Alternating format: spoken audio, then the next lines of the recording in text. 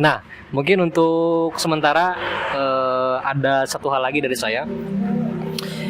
Kembali lagi kepada hakikat tadi sempat disebutkan oleh teman-teman yang lain mengenai hakikat sumpah. Ya, makna dari sumpah itu sendiri artinya seperti apa? Sumpah itu sendiri kan ikrar ya, ikrar. Keyakinan hati, keteguhan hati yang kemudian diwujudkan oleh perkataan gitu. Keteguhan hati, keyakinan bahwa saya bisa seperti ini, saya pasti akan seperti ini, kemudian diucapkan dengan istilah sumpah. Nah, tadi juga sudah disebutkan bahwa pahlawan-pahlawan kita, orang-orang besar di Indonesia itu memang banyak gitu ya, banyak apa mengawali pergerakannya itu dengan sumpah. Ya, dengan sumpah. Apakah? Ini mungkin pertanyaan terakhir dari saya.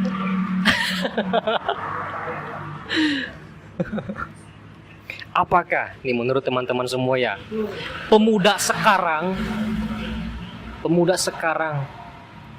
perkataannya gitu, sumpahnya itu bisa dipercaya, itu bisa dipertanggungjawabkan? Apakah darah pahlawan kita gitu ya, darah para leluhur kita yang selalu memegang teguh perkataannya, yang selalu berusaha mewujudkan apa yang pernah ia sampaikan dalam istilah sumpah itu menurun kepada kita, generasi penerusnya? Menurut teman-teman sekalian seperti apa? Apakah balik lagi kepada bahasa gitu ya? Apakah kata-kata sekarang sudah tidak bermakna lagi gitu? Apakah kata-kata yang diucapkan pemuda sekalipun gitu oleh pemuda pada zaman sekarang itu sudah tidak bermakna? Walaupun dibungkus oleh mereka dengan kata sumpah, saya bersumpah, saya berjanji, gitu. Apalagi kalau dihubungkan dengan para wakil kita, kalau ya wakil kita di gedung DPR misalnya, gitu. Silakan tanggapan dari teman-teman sekalian, mangga. Tanggapannya seperti apa gitu? Perbedaan tentang penggunaan kata-kata, penggunaan istilah sumpah gitu dulu dengan sekarang.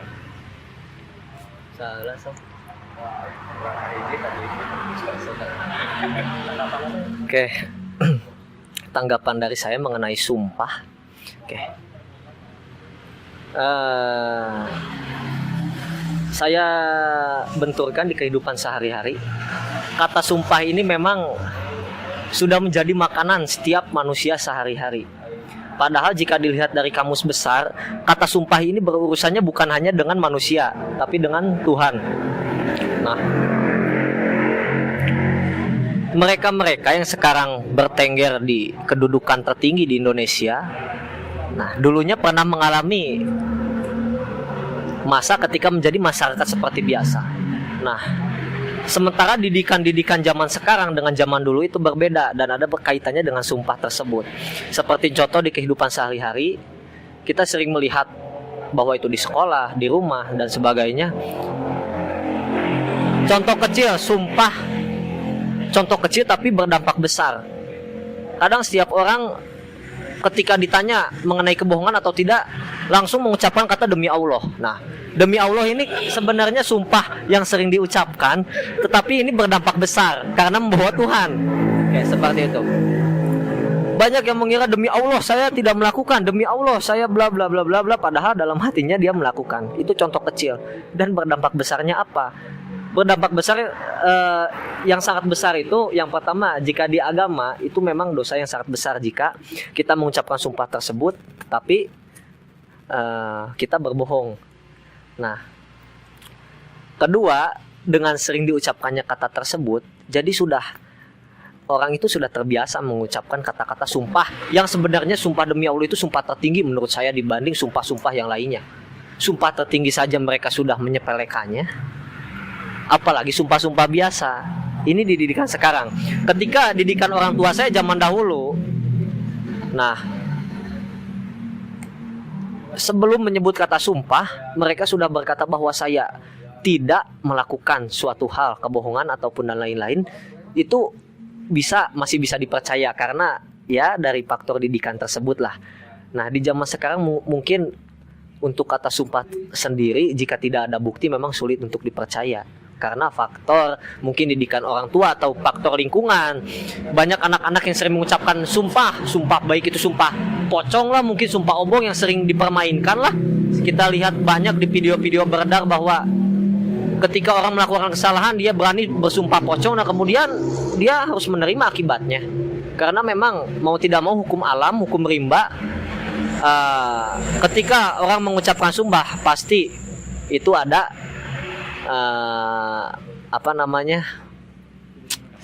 dampaknya seperti itu. Kalau menurut saya, jadi kesimpulannya untuk kata sumpah itu sendiri mungkin untuk era sekarang tidak bisa untuk dijadikan patokan bahwa mungkin misalkan contoh di kenegaraan bahwa seorang DPR atau presiden ataupun MPR mengucapkan sumpah itu bisa dipercaya oleh masyarakat jika belum ada bukti. Oke, seperti itu. Saya kembalikan kepada moderator ataupun ke rekan yang lainnya, silakan. Tadi secara garis besar Bung Aden menyampaikan memang di zaman sekarang ini istilah sumpah, kata sumpah itu sendiri sudah kehilangan sisi magisnya gitu ya. Sisi sakral dari kata sumpah itu sudah hilang. Berbeda dengan zaman dahulu di mana orang-orang memang teguh gitu. Jangankan sumpah, omongan biasa saja gitu ya. Itu selalu dilakukan gitu. Misalnya omongan biasa yang sifatnya akan melakukan sesuatu gitu tanpa kata sumpah, tapi mereka melakukan. Berbeda dengan sekarang. Sekarang tadi sudah disebutkan banyak istilah-istilah sumpah pocong, sumpah obong gitu ya. Tapi mana buktinya? Selalu diingkari, selalu ya kehilangan sisi mistisnya, kehilangan sisi sakralnya. Dan memang kalau menurut saya pribadi, pengembalian sisi sakral dari sumpah itu harus dilakukan ya. Karena manusia itu satu hal yang bisa dipegang dari manusia itu satu, ucapannya, perkataannya gitu. Dan itu saya rasa harus dikembalikan kembali. Maka silakan, ada Albi yang ingin menambahkan. Mungkin sedikit menambahkan ya, bahwa tadi sudah dibahas tentang apa tadi Bang pertanyaannya? Maaf. Tanggapan mengenai perbedaan sumpah yang dulu dengan sumpah yang sekarang. Baik, membahas seputar sumpah. Apakah beda sumpah dahulu dengan sumpah yang sekarang? Kalau menurut saya, karena faktor budaya tadi yang kita bahas, bahwa budaya sekarang ini banyak sekali modernisasi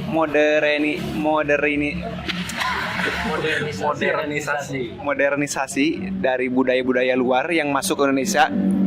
Tentu saja sumpah akan berpengaruh terhadap sumpah yang kita ucapkan seperti itu. Saya akan memaparkan menurut Kuncaraningrat, sebagaimana dikutip Abdul Khair dan Leoni dalam bukunya Sosiolingvistik, bahwa bahasa bagian dari kebudayaan. Hubungan antara bahasa dan kebudayaan merupakan hubungan yang subordinatif, di mana bahasa berada di bawah lingkup kebudayaan. Artinya, dengan kebudayaan kita yang sedikit bergeser dengan budaya luar, masuknya budaya-budaya asing, tentu saja sumpah, kepercayaan terhadap nilai sumpah tersebut akan berkurang seperti itu. Karena kebudayaan turut bergeser seperti itu, turut mempengaruhi. Jadi sumpah-sumpah yang sekarang tuh banyak sekali orang yang hanya omongannya saja tanpa ada bukti seperti itu. Mungkin itu dari sisi kebahasaan, karena bahasa terikat dengan budaya seperti itu. Kalau saya mengambilnya, itu mungkin. Tapi kalau misalnya dibenturkan dengan pertanyaan ini Pak, misalnya perlu atau tidak sih pengembalian makna awal sebuah kata atau sebuah istilah untuk dikembalikan lagi kepada asalnya gitu kan. Memang tidak dipungkiri beberapa kata atau istilah yang ada di Indonesia sekarang itu memang mengalami beberapa pergeseran gitu ya. Mengalami beberapa pergeseran. Misalnya saja seperti hal-hal yang dulu tabu gitu ya. Hal yang dulu tabu diucapkan oleh orang-orang Indonesia sekarang seakan-akan menjadi lumrah. Ada beberapa kata lah tidak usah saya sebutkan. Dan kembali lagi kepada pertanyaan. Harus atau tidakkah gitu teh? Ada beberapa kata atau istilah yang dikembalikan lagi kepada makna atau istilah selanjutnya. Seperti apa tanggapannya Pak? Kalau misalnya pertanyaan seperti itu. Perlu atau tidak? Kalau menurut saya boleh karena perkembangan bahasa sekarang, pergeseran bahasa sekarang terlalu terlalu cepat sekali berubahnya. Jadi tidak memperhitungkan sisi kekuatan kata itu sendiri, makna itu sendiri seperti itu. Jadi boleh-boleh saja, sah-sah saja kalau menurut saya. Mungkin ada tambahan, Bung Agung? Cukup, Bung. Mungkin itu sih yang dapat saya tanggapi, karena mungkin keterbatasan ya contoh kata atau apa yang menjadi contoh katanya lah seperti itu.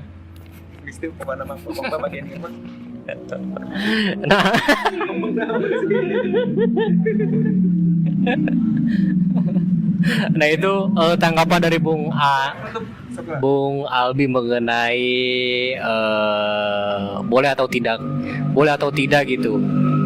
Sebuah istilah yang ada pada saat sekarang itu dikembalikan kembali maknanya kepada apa yang dimengerti pada zaman dahulu. Contohnya seperti kata sumpah gitu ya. Kan tadi disebutkan ada pergeseran makna dari kata sumpah yang dulunya itu dimaknai dengan suatu hal yang sakral, suatu hal yang amat sangat pamali gitu kalau boleh dibilang. Jadi kata ajaib lah. Nah sekarang tiba-tiba menjadi sangat murah gitu ya.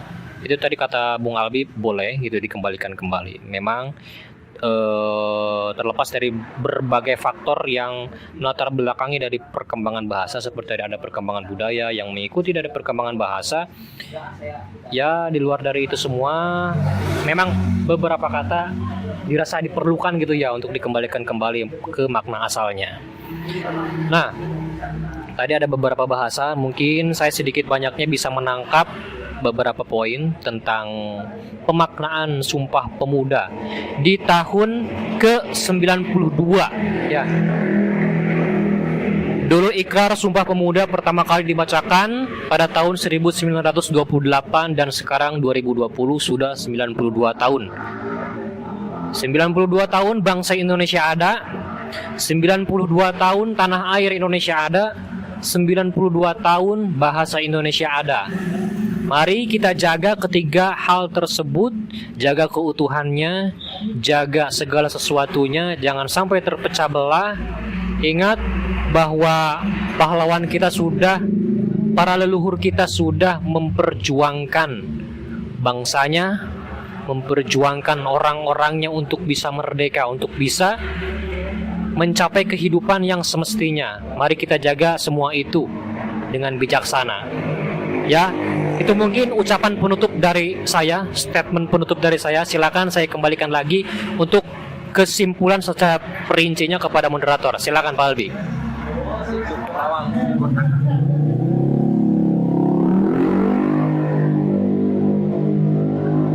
Baik, terima kasih.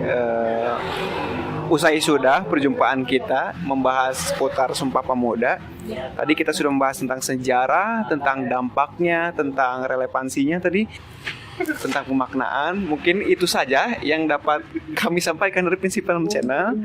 Kurang lebihnya mohon maaf, mohon dimaklumkan karena kami adalah pemuda-pemudi yang sedang ingin membangun bangsanya seperti itu. Sambil kita sambil kita bulatkan waktu 100 menit. Kayak ngomong naon salah. Iya statement masing-masing. Tadi kan udah. Nah, Bung Agung silakan statement sendirinya. Bagaimana kita memaknai Sumpah Pemuda yang pada hari ini jatuh ke tahun 92? Oke, untuk memaknai Sumpah Pemuda kita ambil 3 poin, yaitu yang pertama cinta tanah air. Nah, itu kita sebagai pemuda di era globalisasi ini, meskipun banyak budaya-budaya luar yang masuk ke Indonesia, tentunya kita harus mencintai budaya Indonesia. Karena kembali ke belakang, pahlawan-pahlawan kita dulu itu memperjuangkan dengan keringat dan darah, harta, keluarga itu semuanya dikorbankan. Jadi kita pada intinya harus cinta tanah air. Yang kedua yaitu bangsa ya, berbangsa yang satu, bangsa Indonesia. Itu harus mencintai bangsa kita sendiri. Intinya 3 poin, yaitu cinta tanah air, cinta bangsa, dan cinta bahasa. Cinta bahasa yaitu dengan diterapkannya bahasa Indonesia untuk bahasa sehari-hari, untuk bahasa pengantar maupun baik formal maupun non formal. Itu untuk memaknai Sumpah Pemuda ini sendiri. Ya, terima kasih. Bang Aden. Ini Bang Aden mungkin akan menyampaikan sedikit statement terkait Sumpah Pemuda. Monggo, Bung Aden, monggo. Maknai Sumpah Pemuda. Intinya dari saya untuk memaknai Sumpah Pemuda, janganlah kalian bermain-main dengan sumpah, karena sumpah itu yang sangat sakral, sangat pokoknya kalah kaku. Nah, jadi nah, ada salah satu dialog di naskah An Sugihan Thomas, dalam naskahnya Bimbang Dewi Rara, ada sumpahnya itu bahwa Raga tidak ingin meminang siapapun kecuali keturunan Putri Wulan. Jadi sumpahnya ini memang, saya kembali lagi ke obrolan saya yang tadi, di zaman dulu itu memang memaknai sumpah itu benar-benar sangat sakral dan patuh. Contohnya dalam naskah drama, dan seorang An Sugihan Thomas ini dalam membuat naskah ini memang tidak sembarang. Dilihat dulu di zaman dulu itu memang sumpah memang sangat dipatuhi. Contohnya dalam Raja Raga ini, ketika dia memang bersumpah tidak akan meminang siapapun kecuali Putri Wulan dan keturunannya, ya memang benar-benar dilaksanakan seperti itu hingga dia menghembuskan nafas terakhir seperti itu. Jadi intinya jangan bermain-main dengan sumpah. Maka dari situ kita ambil pelajaran, hargai para pejuang bangsa yang sudah memproklamirkan Sumpah Pemuda ini dengan susah payah. Mari kita ikuti aturan Sumpah Pemuda ini, kita junjung tinggi tanah air Indonesia, kita junjung tinggi bahasa persatuan Indonesia, dan kita junjung tinggi bangsa kita, bangsa Indonesia. Oke, mungkin hanya itu dari saya. Oke, saya kembalikan. Baik, itu dia penegasan dari Bung Agung, Bung Aden seputar Sumpah Pemuda. Mungkin kalau dari saya selaku moderator, dengan adanya Sumpah Pemuda ini mengingatkan kembali bahwa kita selaku pemuda harus selalu menjadi pemersatu di antara masyarakat seperti itu. Karena dengan pemuda yang tangguh, pemuda yang pemuda yang kreatif, maka bangsa ini akan maju seperti itu. Maju terus pemuda-pemudi Indonesia, pantang mundur, dan jayakan kembali Negara Kesatuan Republik Indonesia. Hidup Indonesia! Hidup!